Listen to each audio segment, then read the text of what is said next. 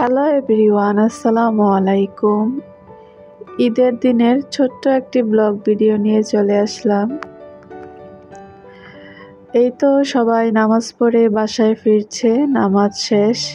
আর আমার মেয়েকে গোসল করিয়ে দিয়েছি, ও চুল শুকাচ্ছে আর ক্যামেরা দেখে ক্যামেরার সামনে চলে আসে বারবার। তো ক্যামেরা নিয়ে একটু চললাম। তো এই তো গরুটা, ঈদের কুরবানির গরু এটা। এই তো গরুগুলাকে গোসল করিয়ে রাখছে, একটু পর কুরবানি করা হবে। আর সবাই নামাজ পড়ে বাড়িতে ফিরছে। তো এখানে আমার হাজবেন্ডও আছে, ওনার জন্যই আমি একটু হাঁটতে গেছিলাম। তো সবাইকে দেখলাম বাসায় ফিরছে, এখন সবাই মনে হয় নাস্তা টাস্তা করে এখন গরু জবাই করে ফেলবে। তো আমিও আমার মেয়েদেরকে নাস্তা দিলাম, হাজবেন্ডকে, মেয়েকে, তারপর ছোট্ট একটা ভাগিনা এসেছে এখানে ঈদ করার জন্য, সবাইকে বসিয়ে দিয়েছি। তো আমার মেয়ের কিন্তু ঢং শেষ হচ্ছে না, বারবারই ঢং করতেছে। তো আরেকটা পরি এসে পড়েছে এখানে সেজে গুজে ঈদের দিন। আমরাও ছোটবেলায় এরকম সাজতাম, সবাই একসাথে বের হতাম।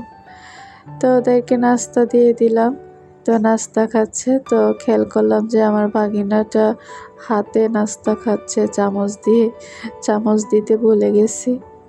আর ওর সামনেই চামচ ছিল, ও নিতে ভুলে গেছে। পরে কথা বলতে বলতে খেয়াল করলাম যে ও হাতে খাচ্ছে, তারপর ওকে চামচ এনে দিলাম। আর এক প্লেটে 2 রকমের সেমাই নিয়েছে আর নুডলস নিয়েছে।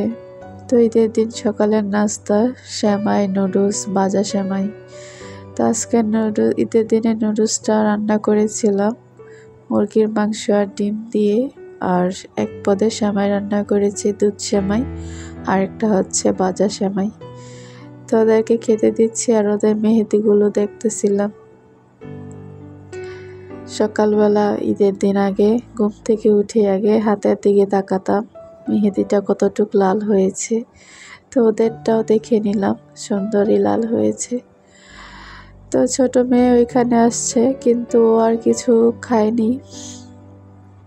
তো আমার হাজব্যান্ডকেও নাস্তা দিয়ে দিলাম, সবাই ডাকাডাকি করছে গরুর এইখানে যাওয়ার জন্য।